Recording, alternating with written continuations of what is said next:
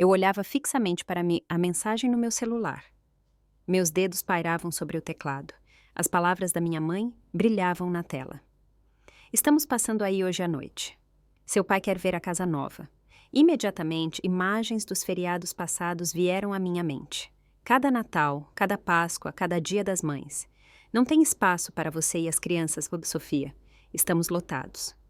E, no entanto, todos os anos, a família inteira de Beatriz, seu marido, seus 3 filhos e até o Golden Retriever deles sentavam-se à mesa. Digitei minha resposta. Sinto muito, não tem espaço, estamos lotados. Então, apertei enviar. A sensação de fria satisfação era estranha, mas justa. Deixei o celular de lado e olhei ao redor do meu deslumbrante apartamento no Itaim Bibi. As janelas do chão ao teto emolduravam o Parque Ibirapuera como uma pintura viva. A luz do sol da tarde banhava o espaço em um calor dourado, fazendo o piso de madeira cumaru brilhar. Este lar era meu. Cada metro quadrado desses 230 metrames era o resultado do meu trabalho, da minha perseverança, dos meus anos silenciosos de luta. 5 anos atrás, eu era outra mulher, uma mãe solo que mal conseguia pagar as contas. Clara tinha 4 anos, Lucas, 6. Lembro-me de ligar para meu pai 2 semanas antes do Natal, com a voz cheia de esperança. Perguntei se poderíamos ir para a ceia. Sua resposta foi fria, quase irritada, como se eu tivesse pedido um sacrifício, e não um lugar à mesa. Sua irmã já vem com a turma toda. A casa está cheia. Eu me ofereci para levar nossas próprias cadeiras dobráveis, prometi que as crianças se comportariam, que poderíamos comer na cozinha. Eu só queria que eles vissem os avós, que se sentissem parte de algo. Sofia, não complique. Simplesmente não tem espaço. Então, ele desligou. No dia de Natal, mesmo assim, passei de carro em frente à casa deles. Vi o SUV preto de Beatriz na garagem, a caminhonete do marido dela na rua. Contei pelo menos 10 carros. A casa da minha infância tinha 6 quartos, um porão enorme e uma sala de jantar para 20 pessoas. E ainda assim, não havia espaço para mim e meus filhos. Passamos o feriado em uma lanchonete de beira de estrada na rodovia Castelo Branco. Pedi 3 pratos feitos com frango assado e fingi que era uma aventura.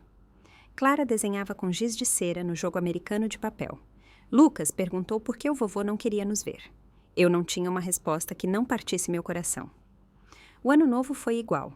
Liguei no início de dezembro, esperando que o Natal tivesse sido apenas um deslize. Mas meu pai disse que Beatriz já havia reservado todos os quartos de hóspedes. De novo, sem espaço. A Páscoa veio e se foi. A mesma desculpa. Depois disso, parei de ligar. Eu sempre tinha sido a responsável. Notas máximas na escola, bolsa de estudos para a faculdade, 2 empregos simultâneos para ajudar meus pais quando o negócio deles enfraqueceu. Eu era a mais velha, o exemplo. Beatriz era a caçula, charmosa, mimada, a filha favorita. Ela se casou com o namorado do colégio logo após a formatura. Teve um casamento enorme que meu pai pagou com alegria. Para Beatriz, tudo parecia fácil. Minha vida seguiu um caminho diferente. Eu também me casei jovem. Com Tiago, meu amor de juventude. Éramos ingênuos, achávamos que sabíamos tudo. 2 filhos depois, ele me deixou por uma colega de trabalho. Numa terça-feira de manhã, ele simplesmente saiu e só voltou para buscar suas coisas. Após o divórcio, meus pais se afastaram. Especialmente meu pai estava distante, como se meu casamento fracassado fosse uma vergonha para ele. Ele nunca disse isso, mas eu sentia em cada resposta curta, em cada desculpa de por que não éramos bem-vindos. Beatriz, por outro lado, vivia a vida perfeita. Seu marido tinha uma construtora de sucesso. Eles moravam em uma casa enorme no Morumbi, com carros de luxo, 3 filhos. A imagem perfeita que ela compartilhava no Instagram e que minha mãe exibia com orgulho.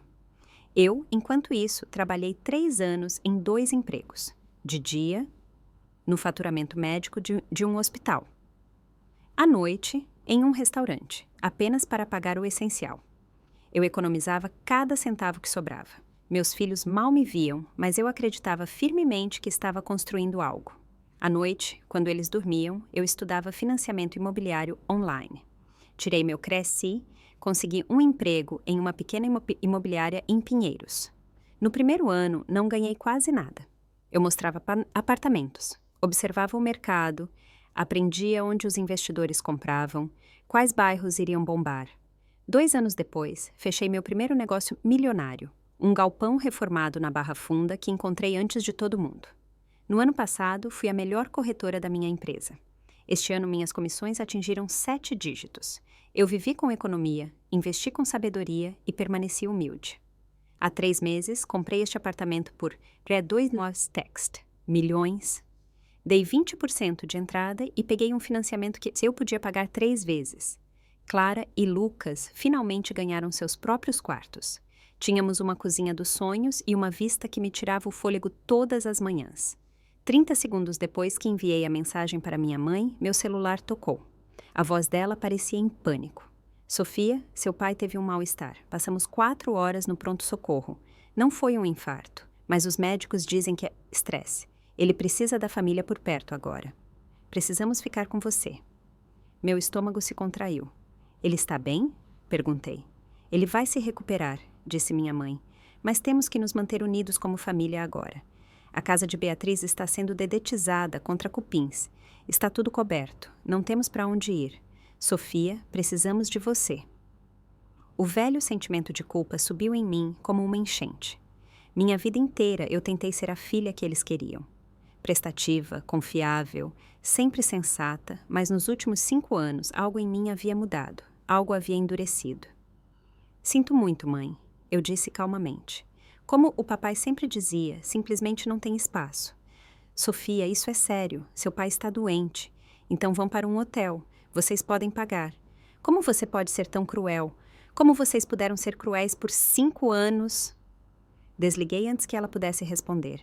Minhas mãos tremiam. Pela primeira vez na vida, eu disse não. Pela primeira vez, coloquei a mim e aos meus filhos acima da demanda deles. Parecia ao mesmo tempo assustador e libertador. 1 hora depois, Clara e Lucas chegaram da escola. Lucas jogou a mochila ao lado da porta e correu para o quarto, animado com um novo videogame. Clara girava na sala de estar, rindo. A saia da escola voava em círculos. Ela amava o espaço ali. Finalmente, espaço suficiente para dançar, para simplesmente ser criança. Tentei me concentrar neles, preparar o jantar, ajudar na lição de casa, mas meu celular não parava de tocar. Minha mãe ligou 6 vezes em 2 horas. Suas mensagens de voz eram cheias de reprovação. Papai estava arrasado, porque eu o abandonei em seu momento mais difícil. Ele não pode acreditar que criou uma filha tão egoísta. Então, Beatriz apareceu.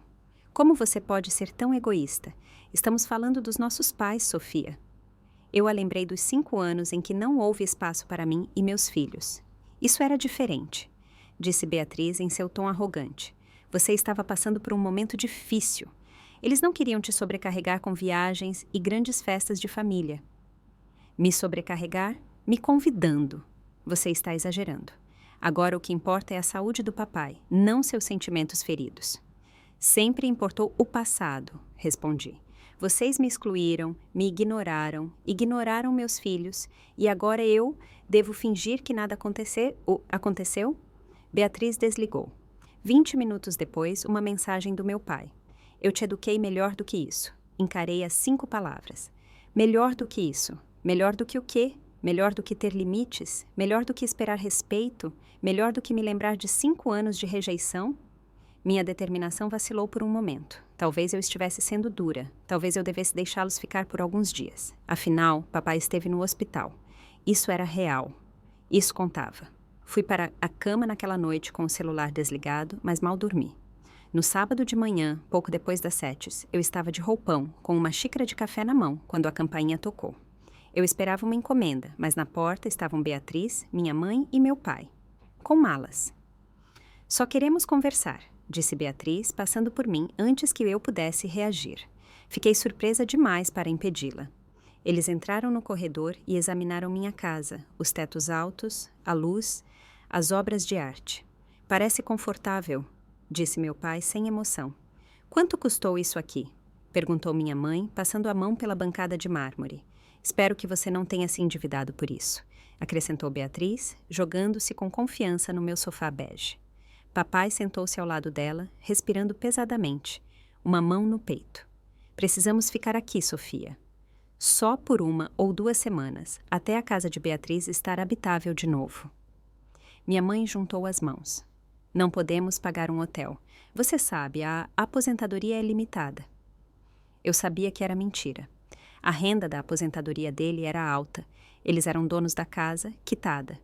Podiam pagar um hotel sem problemas e um bom. Não, eu disse calmamente, mais firme do que me sentia. Pare de ser ingrata, rosnou Beatriz. Não se trata do passado, é sobre a saúde do papai. Não, eu disse, é sobre o passado. Por 5 anos, vocês me excluíram, ignoraram meus filhos, nos trataram como se fôssemos ar. E agora, porque é conveniente para vocês, eu devo simplesmente deixá-los entrar? Você está exagerando, disse meu pai, pegando o controle remoto na minha mesa de centro, como se estivesse em casa. Tínhamos problemas de espaço na época. A família de Beatriz é maior, era apenas lógico. Vocês têm 6 quartos e um porão enorme. Espaço nunca foi o problema, retruquei. Vocês não nos queriam lá. Os olhos da minha mãe se encheram de lágrimas. Depois de tudo que fizemos por você, é assim que você nos trata? Senti a velha culpa batendo na porta novamente. A educação que me incutiu ser a boa filha, respeitosa, prestativa, sempre disposta. Meu peito se apertou. Naquele momento, Lucas e Clara saíram sonolentos de seus quartos. Ficaram no corredor, de pijama, olhando para nós, confusos. O rosto do meu pai suavizou-se de repente. Ele abriu os braços. Ei, meus queridos! O vovô estava com tanta saudade. Talvez vocês possam convencer sua mãe a nos deixar ficar um pouquinho? Percebi imediatamente o que ele estava fazendo. Usando as crianças, puxando-as para um conflito que elas não podiam entender. Crianças, por favor, voltem para os seus quartos, eu disse, calma, mas firme. Mas mãe, começou Lucas. Agora, por favor, eu disse, ríspida. As crianças se retiraram em silêncio e eu me virei de volta para minha família. Vocês têm que ir, todos vocês, agora. Beatriz saltou, o rosto vermelho. Você vai se arrepender disso, Sofia, eu te prometo. Ela marchou até a porta, seguida por meus pais. Papai se moveu lentamente, uma mão dramaticamente no peito, para despertar pena. Pouco antes de saírem do apartamento, Beatriz se virou mais uma vez. A propósito, já contamos a todos na igreja, a todos os parentes e aos seus antigos amigos de escola que você se recusou a ajudar o papai depois do mal-estar dele. As pessoas estão horrorizadas. Boa sorte com sua reputação. Senti meu estômago revirar quando fechei a porta atrás deles. Minutos depois, meu celular começou a vibrar, sem parar. Mensagens de tias, tios, primos, parentes distantes e conhecidos com quem eu não falava há anos. Como você pode virar as costas para sua família? Seu pai está doente e você nem sequer os deixa ficar na sua casa? Eu sabia que você era egoísta, mas isso é um novo nível. Decepcionado com você, Sofia. Seus pobres pais, eles não merecem isso. As mensagens vinham sem pausa. 20, 30, 40 mensagens. Pessoas que não tinham ideia do que realmente aconteceu me julgavam como se tivessem testemunhado tudo. Beatriz havia lançado uma verdadeira campanha de difamação e estava funcionando. Meu sucesso foi subitamente retratado como arrogância. Meus limites como frieza. Eu era a vilã em uma história que nunca escrevi. Sentei-me no meu sofá elegante, na minha casa maravilhosa, e me senti completamente sozinha. Na segunda-feira de manhã, fui para o escritório, esforçando-me para parecer confiante, embora estivesse tremendo por dentro. O fim de semana tinha sido um pesadelo. Mensagens constantes, cada uma como uma punhalada. No domingo à tarde, eu finalmente desliguei o celular apenas para ter um pouco de paz. Assim que entrei na imobiliária, notei os olhares. Sussurros baixos silenciaram assim que passei. Sara, do departamento comercial, desviou o olhar. Marcos, que sempre brincava comigo sobre o café, de repente encarou fixamente sua tela. Antes que eu chegasse à minha mesa, meu chefe, Ricardo, me chamou ao seu escritório. Sofia, entre. Feche a porta, por favor. Sentei-me à frente dele, o coração batendo forte. Soube que seu pai teve problemas de saúde? Está tudo bem com sua família? Eu congelei. Como o senhor sabe disso? Sua irmã ligou aqui na sexta-feira da tarde. Ela estava preocupada com você. Disse que só queria ter certeza de que você estava dando conta de tudo. Gelo correu pelas minhas veias. Beatriz tinha realmente contatado meu local de trabalho. Ela ligou para o meu chefe para plantar dúvidas sobre minha confiabilidade. Ricardo se inclinou para a frente. A expressão em seu rosto era algo entre preocupação e cansaço. Ela mencionou que você anda muito estressada ultimamente, tomando decisões impulsivas. Ela perguntou se talvez você não precisaria de um tempo para se recuperar. Fiquei tonta. Isso não era coincidência. Era planejado. Beatriz queria arruinar minha reputação, enfraquecer-me no trabalho, fazer-me parecer instável. Estou bem, Ricardo. Meu pai teve um mal-estar leve, nada sério. Minha irmã está exagerando por motivos que prefiro não discutir. Ele assentiu lentamente, mas eu vi em seu olhar. A dúvida estava plantada. Ela parecia genuinamente preocupada. Disse que sua família está preocupada com seu julgamento. Minha família tem seus próprios objetivos. Garanto ao senhor, meu trabalho não está sofrendo. Olhe meus números, a satisfação dos meus clientes. Estou acima do recorde do ano passado. Eu sei, disse ele baixinho. Seu desempenho é excelente. Eu só queria verificar se estava tudo bem. Se você precisar de uma pausa, podemos providenciar. Eu não preciso de uma pausa. Eu preciso do meu trabalho. Tudo bem. Mas, Sofia, se qualquer coisa afetar seu desempenho, você sabe o quão importante é a nossa reputação. Saí do escritório dele com a sensação de que o chão havia cedido sob meus pés. Ela não estava apenas jogando minha família contra mim. Ela agora estava atacando meu ganha-pão. Até terça-feira piorou. Eu estava prestes a fechar um grande negócio. Uma cobertura nos jardins por la 3 da Esteste, milhões de dólares. Eu havia trabalhado com a cliente, Dona Helena Sampaio, por 3 meses. Dinheiro antigo de São Paulo, alguém cuja opinião fazia ou destruía carreiras. Na terça-feira, ao meio-dia, Dona Helena ligou para cancelar nossa reunião.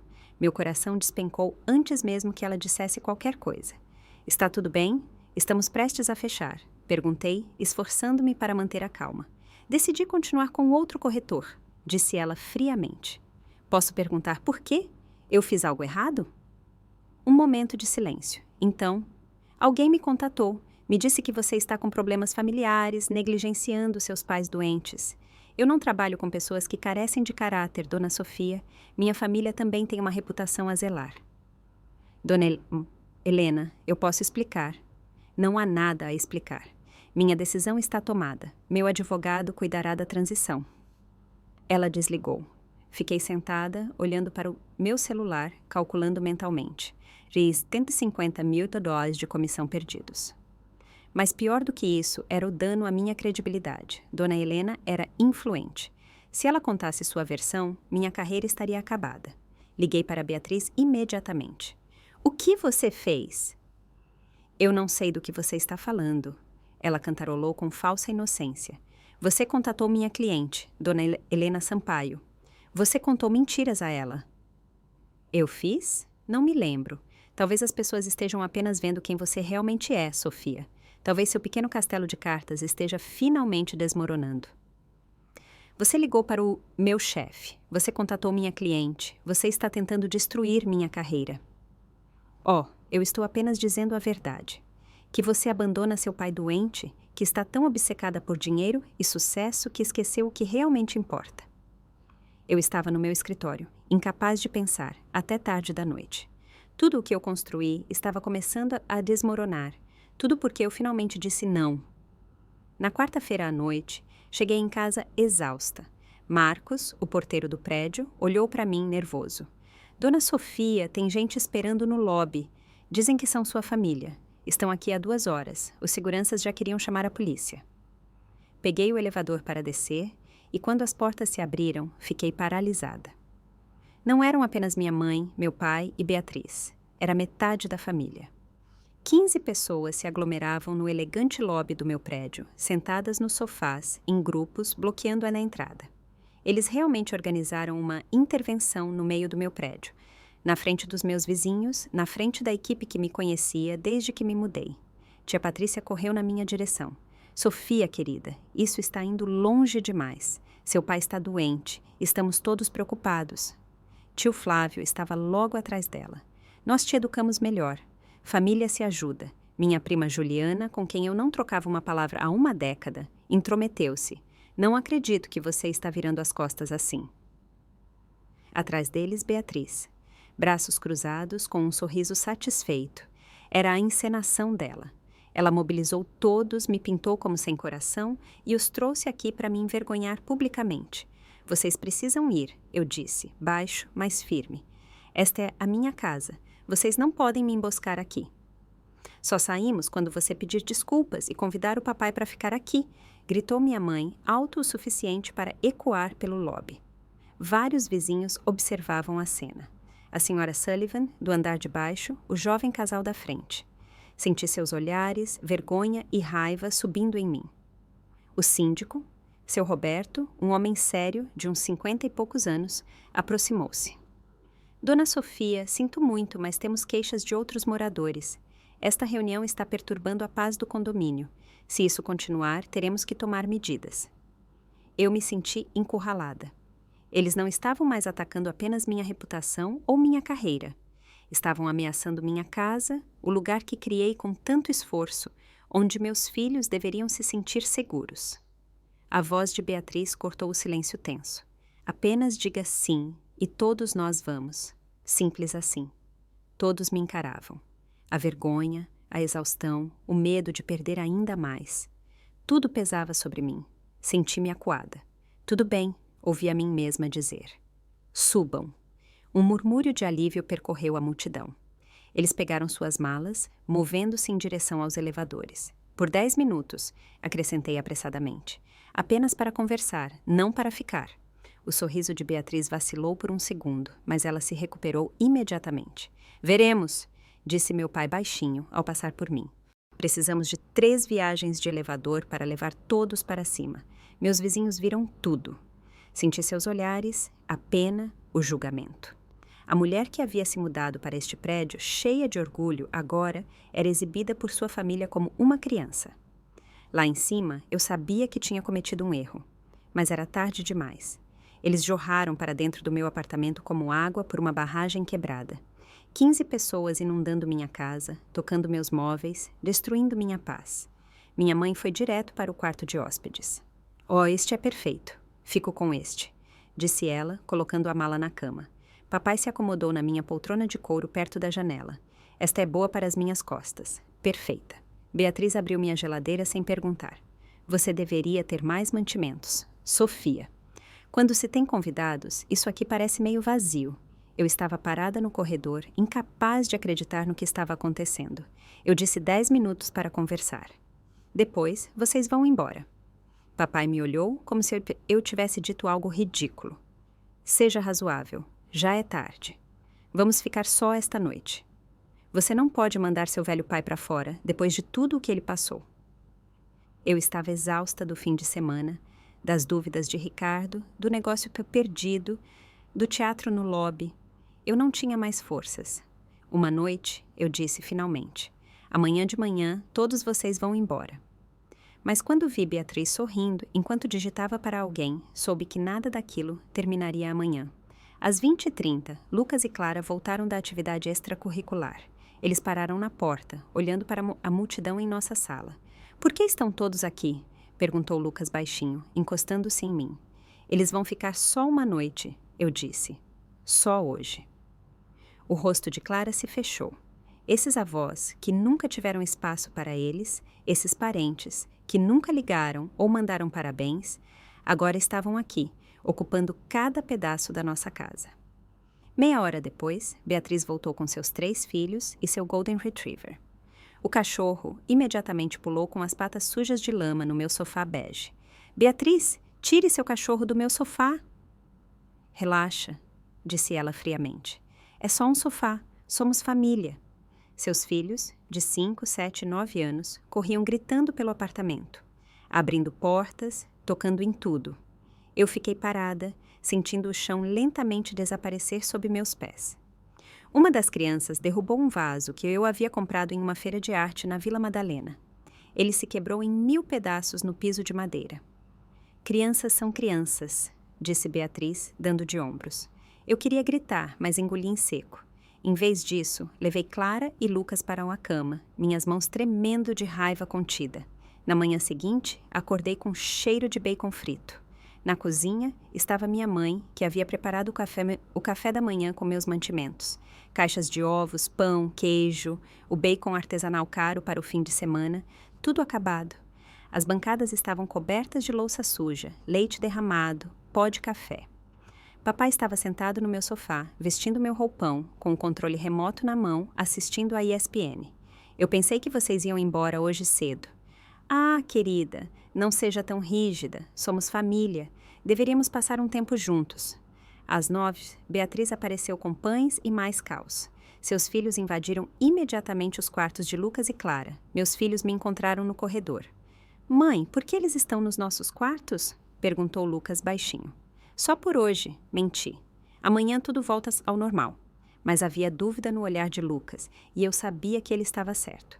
Eu queria voltar ao trabalho na segunda-feira, mas Ricardo ligou antes que eu saísse de casa. Sofia, tire o resto da semana de folga. Você tem muita coisa acontecendo. Precisamos de você focada quando estiver aqui. Estou bem, tenho clientes. Reagende. Cuide da sua família. Isso não é um pedido. Eu soube imediatamente que Beatriz tinha ligado novamente. Ela estava sistematicamente destruindo minha reputação profissional, enquanto, ao mesmo tempo, ocupava minha casa. No terceiro dia, eles haviam assumido completamente minha vida. Minha mãe reorganizou meus armários da cozinha. Meu pai havia se apoderado da TV do meu quarto e passava o dia assistindo a programas de esportes. Os filhos de Beatriz dormiam profundamente nos quartos de Clara e Lucas, enquanto meus filhos agora tinham que dormir no sofá da sala. Quando cobri Clara naquela noite, ela chorou. Eu quero meu quarto de volta, eu quero que eles vão embora. Por que você deixou eles entrarem? Eu não tinha resposta. Eu apenas a abracei até ela adormecer. Lucas quase não falava mais comigo. Ele se retraiu, quieto e zangado. Esses avós, que por anos não nos deram lugar à sua mesa, agora haviam tomado nossa casa. Tentei estabelecer limites, mas toda vez que eu dizia algo, papai dramaticamente colocava a mão no peito e gemia sobre dores no coração. Mamãe começava a chorar. Beatriz me acusava de ser sem coração. Eu estava presa em um pesadelo que eu mesma havia permitido. No quinto dia, recebi uma notificação do meu banco. Era 5.000 dólares em uma loja de móveis. Liguei imediatamente para lá. Sim, senhora, disse a vendedora. Sua mãe esteve aqui. Ela usou o cartão com final 4722, uma cama, mesas de cabeceira e uma cômoda para entrega amanhã. Fiquei chocada. Ela deve ter pego o cartão da minha bolsa. Fui até o quarto de hóspedes. Você roubou meu cartão de crédito e comprou móveis? Eu não roubei nada. Somos família. E se vamos ficar aqui, precisamos nos sentir confortáveis. Você pode pagar, Sofia. Não seja mesquinha. Vocês não vão ficar aqui, eu disse uma noite. Planos mudam, respondeu ela calmamente. Seu pai precisa de estabilidade para se recuperar. Ele não está se recuperando de nada. Ele nunca esteve doente. Como ousa falar assim comigo, depois de tudo o que fizemos por você? Mudei imediatamente todas as minhas senhas, guardei meus cartões em um cofre. Mas quando verifiquei minhas contas, vi mais cobranças no meu cartão de débito. Supermercado, roupas, restaurantes, mais de 4.000 dólares em 5 dias. Quando mostrei os extratos para Beatriz, ela apenas deu de ombros. Talvez eles não precisassem improvisar se você tivesse sido mais amigável desde o início. Eu senti minha sanidade começar a desmoronar. A cada dia, mais limites desapareciam, mais pedaços da minha vida. No 7º dia, chegou uma carta da administradora do condomínio. Múltiplas queixas de barulho. Os filhos de Beatriz correndo pelos corredores a toda hora, o cachorro latindo e pulando nos vizinhos no elevador. Alguém havia relatado o número excessivo de moradores no meu apartamento. Uma violação das normas de segurança. Eu tinha 30 dias para resolver o problema, ou enfrentaria multas pesadas, ou até mesmo uma ação para desocupação. Encarei a carta, minhas mãos geladas. Eles não estavam apenas tomando minha casa, estavam destruindo minha vida, pedaço por pedaço, e eu os havia deixado entrar. Naquela noite, chamei Beatriz ao meu escritório. Por que você está fazendo isso? O que você quer de mim? Ela me olhou com ódio frio. Você acha que é melhor do que nós por causa do seu apartamento, do seu dinheiro. mas você ainda é a mesma mulher fracassada que não conseguiu manter sua família unida. E isso aqui, ela gesticulou para o espaço, é onde você pertence. Abaixo de nós, onde você sempre esteve. Então eu entendi. Nunca foi sobre uma casa sendo dedetizada. Foi sobre me quebrar, me lembrar qual era o meu lugar na ordem familiar deles. A filha obediente, sacrificada, submissa, que nunca dizia não. Beatriz saiu da sala. Fiquei sozinha no escuro, olhando para a carta da administradora, ouvindo o barulho da sala de estar e soube que precisava lutar. Ou eu perderia tudo. Na segunda semana, eu mal dormia. Meu escritório se tornou meu refúgio, o único cômodo com fechadura. À noite, eu me entrincheirava lá, enquanto lá fora os filhos de Beatriz gritavam, o cachorro latia e a TV funcionava sem parar. Meu dia a dia estava irreconhecível. Eu não podia trabalhar, porque Ricardo me dera folga. Eu não podia descansar, porque todos os cômodos estavam ocupados. Eu não podia mais criar meus próprios filhos, porque ninguém me levava a sério. As notas de Clara caíram de 10 para 6 em 2 semanas. A professora dela ligou, preocupada. Lucas quase não falava mais. Ele ficava sentado no canto com fones de ouvido, trancado em seu próprio silêncio. E eu sentava lá toda noite, me perguntando como tudo saiu tanto de controle e sabendo que estava prestes a perder tudo pelo que lutei. A família havia convidado ainda mais parentes. No 9º dia, já havia 12 pessoas no meu apartamento de 5 cômodos. Primos que eu mal conhecia dormiam em colchões de ar na sala. Tia Patrícia usava meu escritório durante o dia para seu trabalho de home office, então eu não tinha mais nenhum refúgio.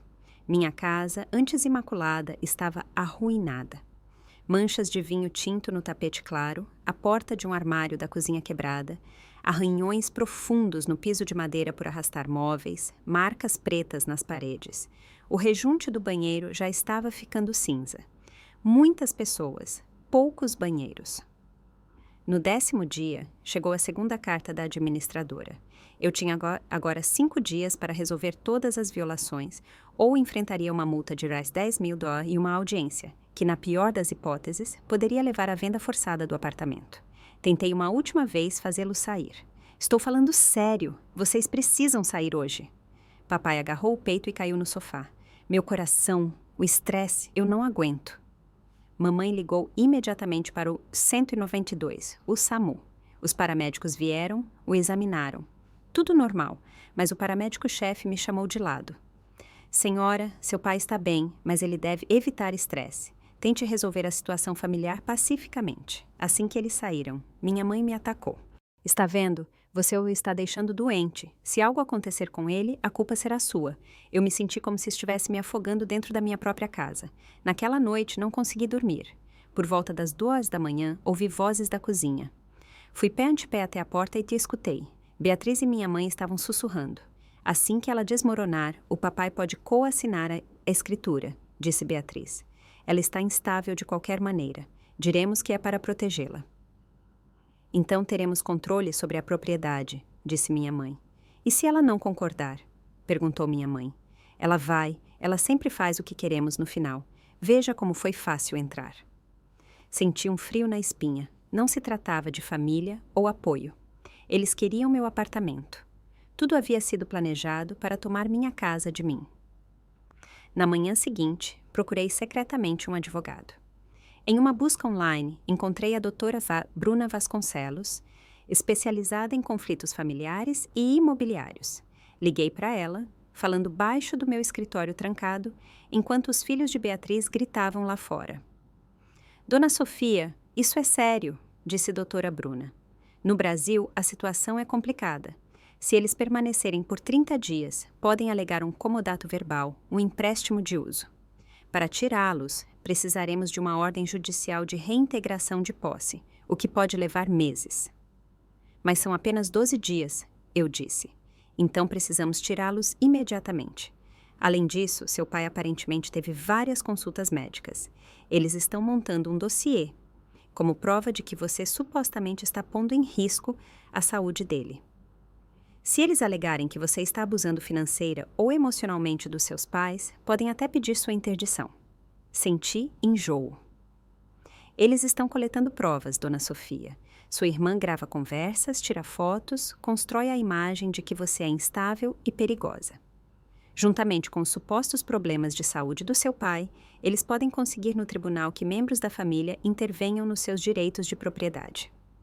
Eles podem mesmo fazer isso? É raro, mas não impossível. Com um juiz que tenha pena e a história certa, sim, especialmente se você já está tendo problemas profissionais. Não fui demitida, mas estou de licença forçada, porque Beatriz disse ao meu chefe que estou instável. Isso os ajuda, disse doutora Bruna, baixinho. E mais, perdi uma cliente importante. Elas a contataram e alegaram que estou negligenciando meus pais. Doutora Bruna ficou em silêncio por um momento, depois disse seriamente: Dona Sofia, isso é uma manipulação direcionada e coordenada. Elas querem destruir sua credibilidade, assumir seu patrimônio e ganhar legalmente o controle sobre sua vida. Isso é abuso familiar estrutural. O que eu faço? Nós revidamos, mas você precisa agir rápido e com inteligência. Enquanto eu ainda falava com ela, a maçaneta do meu escritório girou. Em seguida, batidas fortes. Sofia, abre a porta! A voz de Beatriz. Preciso desligar. Sussurrei para a Cora Bruna e terminei a ligação. Quando abri, Beatriz estava lá, celular na mão, câmera ligada. Por que você está se escondendo aqui? Com quem está falando? Está tramando alguma coisa? Acho que ainda posso ter privacidade na minha própria casa. Sua casa, este é um espaço da família agora. Não temos segredos uns com os outros. Atrás dela, minha mãe e meu pai, observando-me como se quisessem ver se eu quebraria. À tarde, a campainha tocou novamente. Na porta estava minha vizinha do andar de baixo. Dona Margarida Souza, uma mulher elegante por volta dos 70 anos. Já havíamos nos cumprimentado algumas vezes no elevador. Dona Sofia, posso falar com você um instante? Fui para o corredor, fechando a porta atrás de mim. Eu ouço tudo através do meu teto, disse ela baixinho. A gritaria, os insultos, o que dizem sobre você quando acham que ninguém está ouvindo. Eu sei o que está acontecendo aqui. A senhora sabe? Sou advogada aposentada, 40 anos em direito de família. Já vi casos assim. Chama-se abuso financeiro familiar. Parentes se mudam, tomam conta da casa, expulsam a proprietária ou forçam uma copropriedade. O alvo são mulheres bem-sucedidas e sozinhas. É exatamente o que está acontecendo aqui. Senti uma faísca de esperança pela primeira vez em semanas. Eu ainda tenho contatos. Bons contatos. Posso ajudá-la, disse ela, decidida. Mas naquele momento a porta se abriu. Beatriz estava lá, novamente com o celular na mão, filmando-nos. Sofia está conspirando com estranhos contra a própria família. Dona Margarida virou-se para ela friamente. Minha jovem, se você continuar filmando pessoas em São Paulo sem o consentimento delas, estará cometendo um crime. Gravar alguém sem autorização em espaço privado é ilegal. Beatriz baixou lentamente o celular, mas seu olhar queimava de raiva. O que quer que você esteja planejando não vai funcionar. Nós somos família. O sangue fala mais alto, disse Beatriz friamente. Dona Margarida virou-se de volta para mim. Amanhã de manhã, 9 horas, no meu apartamento. Traga todos os documentos. Então ela se foi. Beatriz me agarrou pelo braço. Você realmente acha que vai ganhar aqui? Eu contatei o Tiago. Meu coração parou. Eu não ouvia o nome dele há anos. O quê? Eu disse a ele que você está instável, que as crianças estão vivendo no caos, não têm mais seus próprios quartos, estão expostas a brigas constantes. Ele está entrando com o pedido de guarda agora. A audiência é em 2 semanas. Tudo ficou preto. O que você fez? Ele tem direitos. Ele é o pai delas. E você, no momento, parece uma mãe inadequada. O tribunal também verá assim. Ela voltou para o meu apartamento enquanto eu fiquei no corredor, petrificada. Eu podia perder meus filhos. Depois de tudo, depois da casa, da reputação, do trabalho, eu agora podia perder Lucas e Clara também. Deslizei contra a parede. Meu corpo inteiro tremia. Isso não tinha mais nada a ver com limites ou velhas mágoas. Isso era aniquilação. Eles queriam tirar tudo de mim. Minha casa, minha carreira, meu nome e agora meus filhos. Naquela noite, não dormi um segundo. Fiquei trancada no meu escritório, laptop aberto, e comecei a reunir provas. Cada cobrança de cartão de crédito, cada mensagem, cada correio de voz. Tirei capturas de tela das mentiras de Beatriz nas redes sociais, salvei e-mails de parentes que participaram da humilhação no lobby. Na manhã seguinte, disse à minha família que tinha uma reunião com meu advogado sobre a questão do apartamento. Não era totalmente mentira. O apartamento de Dona Margarida era elegante, silencioso, o oposto do meu caos. Ela tinha chá preparado, um bloco de notas cheio de anotações e aquele olhar focado que eu conhecia dos meus melhores dias. Conte-me tudo, disse ela. Desde o início, descrevi os 5 anos de rejeição, os feriados em que fomos excluídos, a preferência por Beatriz, a história médica fabricada do meu pai, a ocupação do meu apartamento, o ataque à minha reputação, a tentativa de me fazer coproprietária. E agora, o pedido de guarda de Tiago. Dona Margarida fez anotações, fez perguntas precisas e nunca me olhou com pena. Quando terminei, ela se recostou. Aqui está o que vamos fazer. Primeiro, vou ligar para minha ex-colega, doutora Bruna Vasconcelos. Ela é a melhor advogada de família de São Paulo. Ela assume o caso da guarda. Ela já é minha advogada, eu disse, surpresa. Boa escolha. Vou ligar para ela e passar minha avaliação. Segundo, vamos documentar tudo no seu apartamento. Provas da ocupação, dos danos, do roubo, da vigilância. Como? Conheço um especialista em segurança. Ele instalará câmeras no seu apartamento amanhã, enquanto você leva sua família para tomar café da manhã fora. Totalmente legal, desde que não filme banheiros ou quartos de hóspedes. Vamos gravar o que dizem quando acham que não estão sendo observados. Terceiro, faremos um boletim de ocorrência por fraude de cartão de crédito. Sua mãe cometeu um crime, mas ela é minha mãe. Dona Margarida me olhou seriamente. E ela está roubando de você. Você precisa decidir. Eu assenti. Ok. Quarto, vamos garantir as gravações de vigilância do lobby. Essa humilhação pública foi assédio, possivelmente até criminosa. Podemos fazer isso? Eu faço parte do conselho do condomínio. Eu tenho acesso. Quinto, vamos documentar os falsos incidentes médicos do seu pai. Da próxima vez que ele fingir dor no peito, você chama o SAMU imediatamente e exige um relatório completo. Precisamos de um padrão comprovável. Minha cabeça girava. Isso tudo parece tão calculado. E mas eles estão planejando contra você há semanas. É hora de devolver na mesma moeda. Você consegue fazer isso? Pensei em Clara, chorando a adormecer no sofá, em Lucas, que mal falava, na ideia de perdê-los para Tiago, o homem que nos abandonou 6 anos atrás. Sim, eu disse baixinho. Eu consigo. Nos 3 dias seguintes, executamos o plano. O técnico de segurança instalou câmeras na sala, na cozinha e no corredor, enquanto eu levava assim a família para um brunch em Pinheiros. Custou-me R$ 300 para alimentar todos eles, mas o material não tinha preço. As gravações eram devastadoras. Beatriz e minha mãe falavam abertamente sobre o plano de colocar o papai na minha escritura. Beatriz ensaiava o que diria no tribunal sobre minha suposta instabilidade. Minha mãe vasculhava meus documentos procurando informações de contas. E meu pai, totalmente saudável, ria de seus ataques cardíacos fingidos. Temos tudo o que precisamos, disse Dona Margarida depois de ver o material. Agora vamos cuidar do processo de guarda. A audiência ocorreu no 17º dia. Entrei no tribunal com as mãos trêmulas. Tiago estava sentado no banco do autor, envelhecido, mas frio. Atrás dele, Beatriz, como testemunha.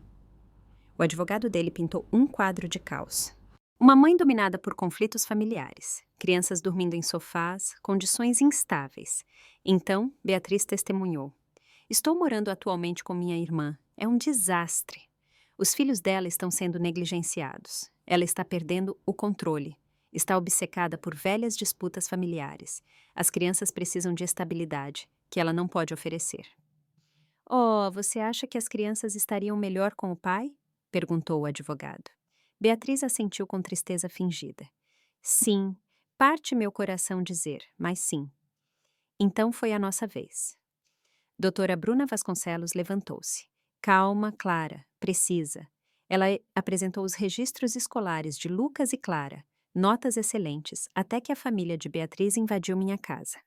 Ela apresentou os registros médicos do pediatra, crianças saudáveis, bem desenvolvidas, que compareceram a todas as consultas, sem faltas, todas as vacinas em dia.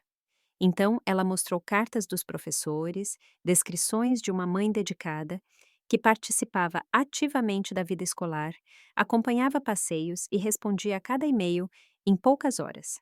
Então, ela se virou para Tiago. Senhor Almeida, quando foi a última vez que o senhor viu seus filhos? Tiago desviou o olhar. Já faz um tempo. Estive ocupado com o trabalho. Quanto tempo exatamente? Cerca de 3 anos. 3 anos? Então o senhor não vê seus filhos há 3 anos? Eu paguei a pensão. Quase nada. Seus pagamentos foram irregulares, muitas vezes baixos, às vezes nem vieram por meses. Dona Sofia nunca o processou, criando seus filhos quase inteiramente sozinha. E agora o senhor exige a guarda? O advogado de Tiago tentou intervir, mas o estrago estava feito. Doutora Tora Bruna apresentou provas da ocupação do meu apartamento, das violações das regras do condomínio, da fraude do cartão de crédito, da campanha de difamação direcionada. Ela mostrou ao juiz mensagens de texto em que Beatriz e Tiago discutiam o processo de guarda como parte de um plano maior contra mim. Meritíssimo, disse doutora Bruna calmamente. Não se trata do bem-estar das crianças. Trata-se de punir Dona Sofia por estabelecer limites a uma família manipuladora. O senhor Almeida está sendo usado neste jogo apenas como uma ferramenta de controle financeiro e psicológico. O juiz folheou os documentos em silêncio. Depois olhou para Tiago. Senhor Almeida, o senhor abandonou seus filhos há 6 anos. Quase não paga pensão, não os vê há 3 anos e agora exige a guarda total? Porque a irmã da sua ex-mulher alega que as crianças estão em perigo? Tiago assentiu, fraco. Sim, meritíssimo. Estou preocupado. Sua preocupação parece coincidir notavelmente com o sucesso financeiro de sua ex-mulher. Seu pedido é negado. Nenhuma alteração na guarda. Além disso, ordeno uma revisão de seus pagamentos de pensão. Se houver valores em atraso, o tribunal apoiará Dona Sofia em cobrá-los. O juiz bateu o martelo. Beatriz parecia ter levado um tapa na cara. Tiago parecia apenas aliviado por ter acabado. Do lado de fora do fórum, Beatriz me alcançou. Isso não acabou. Você acha que ganhou? Você não ganhou nada. Ganhei sim, eu disse calmamente. Ganhei meus filhos. Isso é tudo. Naquela mesma noite, Dona Margarida e Doutora Ara Bruna vieram ao meu apartamento. Tínhamos preparado a fase final. Emitimos ordens de restrição oficiais para todos que estavam no meu apartamento. Com base nas provas de fraude, assédio e danos materiais, obtivemos uma liminar de reintegração de posse. A segurança do prédio foi informada, a polícia militar também, caso a situação escalasse. Entrei na minha própria casa, acompanhada por Bruna, Dona Margarida e 2 policiais militares.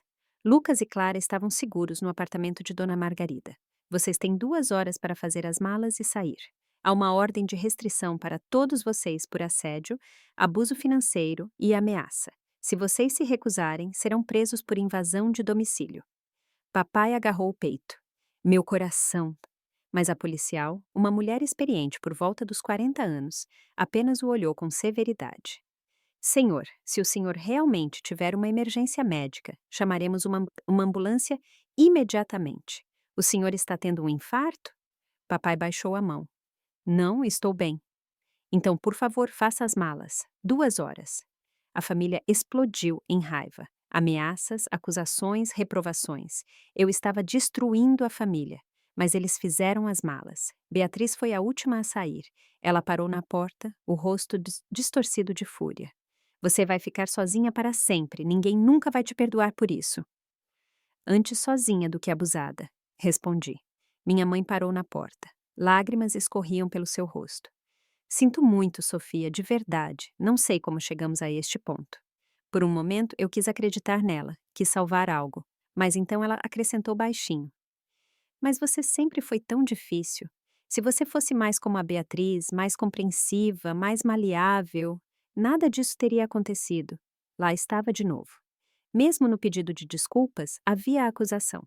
A culpa era minha, porque eu estabeleci limites, porque exigi respeito. Mãe, você não está se desculpando pelo que fez. Você está se desculpando porque eu não permiti. Fechei a porta. A fechadura clicou. Pela primeira vez em 17 dias, havia silêncio. 1 hora depois, Lucas e Clara voltaram. Lucas parou na porta de seu quarto. Acabou mesmo. Sim, querido, acabou. Clara correu para mim e me abraçou com força. Eu tenho meu quarto de volta. Sim, meu amor, você tem, e ninguém nunca mais vai tirá-lo de você. Naquela noite, depois que as crianças dormiram, andei pelo apartamento. Levaria tempo para apagar os rastros, as manchas, os arranhões, os móveis quebrados. Mas era minha casa novamente.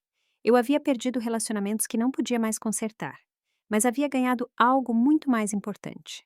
Meu autorrespeito, o respeito dos meus filhos e a certeza de que eu poderia me impor contra as pessoas que me controlaram por toda a vida, e ainda assim sobreviver.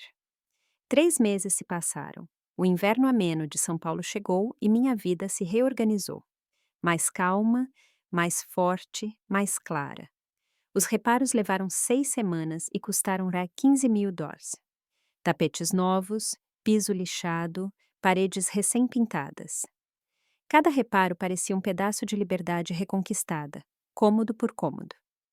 Quando mostrei as provas à administradora do condomínio, todas as violações foram anuladas. Seu Roberto, o síndico, até se desculpou. Já vimos coisas assim antes. Família que se aproveita. Sinto muito por não termos percebido antes pelo que a senhora estava passando. Salvar minha carreira levou mais tempo, mas desta vez eu fiz do meu jeito. Com calma, com limites e sem nunca mais me diminuir. Ricardo me chamou de volta ao trabalho depois de um mês. Dona Margarida, que conhecia metade de São Paulo, havia feito algumas ligações e atestado meu caráter. O negócio com Dona Helena foi perdido para sempre, mas novos clientes apareceram. A história havia se espalhado. Alguns respeitavam o fato de eu ter me defendido. Outros não queriam ter nada a ver com dramas familiares. Isso estava bem para mim. Eu não precisava de todos, apenas das pessoas que realmente me viam. Lucas e Clara floresceram assim que a agitação passou.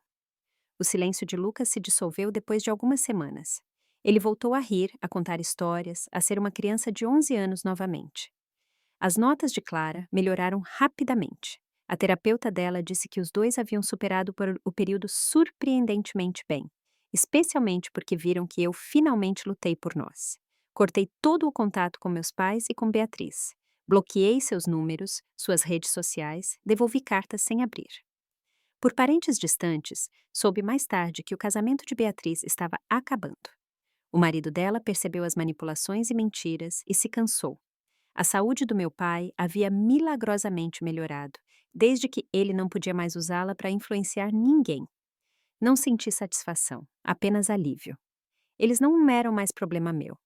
Então veio o Natal, meu primeiro feriado verdadeiramente independente. Uma parte de mim temia esse dia. A velha ferida ainda doía às vezes. A parte de mim que sempre desejou que meus pais simplesmente me amassem e me dessem um lugar à mesa.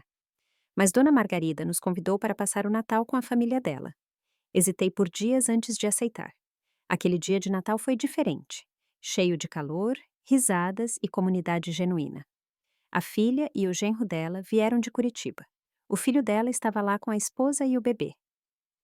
A mesa estava cheia, barulhenta, viva, mas da melhor maneira possível. Lucas e Clara brincavam com os netos dela como se os conhecessem desde sempre. Ninguém fazia perguntas invasivas, ninguém fazia comentários depreciativos, ninguém contava quem havia contribuído com o quê. Pouco antes da ceia, Dona Margarida ergueu sua taça de vinho. Ela olhou ao redor, depois para mim e meus filhos. "Eu quero brindar", disse ela. "Família nem sempre é sangue.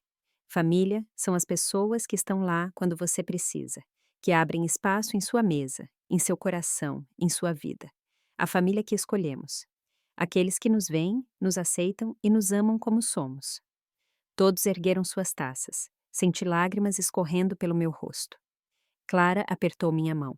Pela primeira vez na vida, eu me senti verdadeiramente bem-vinda. Não tolerada, não suportada, mas bem-vinda, querida, vista. Mais tarde, no meu apartamento silencioso, parei diante das janelas do chão ao teto e olhei para São Paulo. As luzes da cidade brilhavam como estrelas na terra. Lucas e Clara dormiam em seus quartos, seguros, amados, protegidos. Pensei no meu apartamento de 5 cômodos, do mesmo tamanho da casa dos meus pais. Mas esses cômodos eram preenchidos de forma diferente. Com risadas de crianças em vez de tensão, com pertencimento real em vez de obrigação, com paz em vez de manipulação. Na minha vida, não havia mais espaço para veneno, para afeto condicional ou para pessoas que me diminuíam. Apenas espaço para honestidade, respeito e família de verdade. Então meu celular vibrou. Uma mensagem de Beatriz. Eu ia apagar, mas a curiosidade venceu. Mamãe vai ser operada semana que vem. Nada grave. Achei que você deveria saber. Encarei o texto por um longo tempo. No passado, eu teria sentido culpa, ligado imediatamente, me desculpado, oferecido ajuda e caído de volta no velho ciclo. Mas a nova Sofia reconheceu o que era aquilo. Um teste. Uma tentativa de me puxar de volta. Eu não respondi. Em vez disso, escrevi para a Dona Margarida. Obrigada por hoje, por tudo. Você nos deu algo que nunca tivemos. Uma família de verdade. A resposta dela veio imediatamente. Vocês são família agora, Sofia. Sempre haverá espaço na minha mesa para você e seus filhos maravilhosos. Eu sorri. Um sorriso real, pacífico. Era isso que eu procurei por toda a minha vida. Não a aprovação de pessoas que nunca me aceitariam, mas o afeto honesto de pessoas que me viam e me escolhiam voluntariamente. Lembrei-me da mensagem que escrevi meses atrás. Sinto muito. Não tem espaço. Estamos lotados. Essas palavras me custaram relacionamentos pelos quais lutei a vida inteira, mas elas me salvaram. A mim, aos meus filhos, a minha autoestima. Estabelecer limites não era crueldade, era necessário, era sobrevivência. Foi a decisão de me escolher quando ninguém mais o fez. Às vezes, a família em que você nasce não consegue ver o seu valor. Às vezes, eles estão tão presos à imagem que precisam de você que nunca podem aceitá-lo como você realmente é. Isso não é um fracasso seu. É a limitação deles. Eu aprendi. Você não pode forçar ninguém a te amar como você merece. Mas você pode construir sua própria mesa, preencher seus próprios espaços com pessoas que realmente te veem, valorizam e escolhem. Defender a si mesmo tem um preço. Eu o paguei com relacionamentos perdidos, uma reputação manchada, preocupações financeiras, dor emocional. Mas ficar em silêncio teria me custado mais. Minha dignidade, minha paz, a segurança dos meus filhos e a mim mesma. Meu celular vibrou novamente.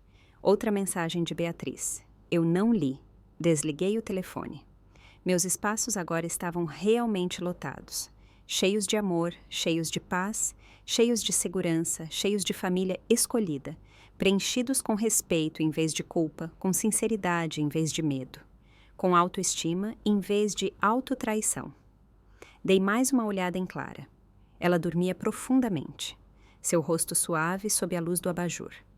Lucas estava atravessado na cama, como sempre, o cobertor quase caindo. Eu o cobri gentilmente. Este era o meu lar, minha família, minha vida. Eu lutei por isso e venci. Eu escolhi a mim e aos meus filhos, em vez de pessoas que nunca nos quiseram de verdade. E essa decisão mudou tudo. Quando entrei no meu quarto, senti algo que não sentia há anos, talvez nunca. Paz, sem culpa, sem medo de ter tomado a decisão errada. Apenas calma, apenas certeza, apenas gratidão. Por finalmente, depois de 33 anos, ter escolhido a mim mesma. E agora eu te pergunto, você já teve que escolher entre a paz externa e a sua paz interior? Você já estabeleceu limites com sua família? E o que isso lhe custou? O que você ganhou com isso? Se esta história te tocou, se te lembrou de algo seu, ou te trouxe clareza, então deixe um curtir. Inscreva-se no meu canal e compartilhe este vídeo. Talvez alguém precise exatamente desse lembrete, que autopreservação não é egoísmo, é amor próprio. Você merece um lugar à mesa. E se ninguém lhe oferecer um, construa o seu.